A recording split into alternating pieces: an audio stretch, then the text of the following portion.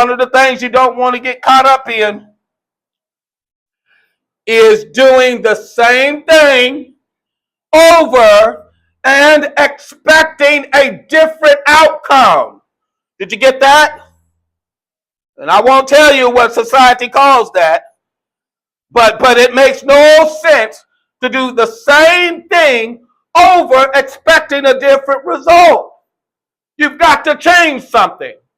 I remember when I was working in a plastic extrusion company, and we made tubing for drip irrigation.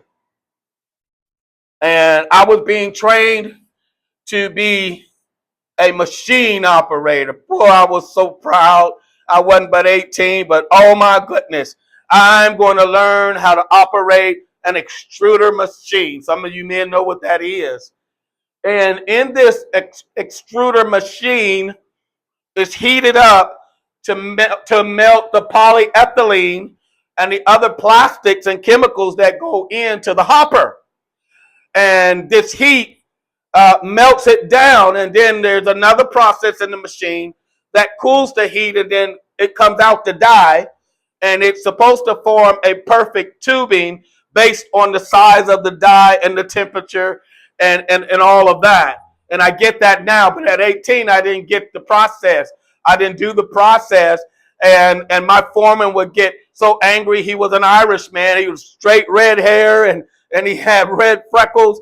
And boy, you could see his face getting so red. He'd always say, Robert, in order for you to get the tubing right, he would say, you have to change something.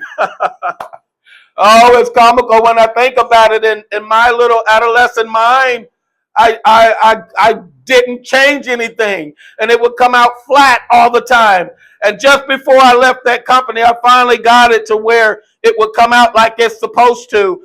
I'm giving that analogy to tell you, brethren, unless you change something in your approach, nothing is going to change. You're not going to have a changing on the end results by doing the same thing.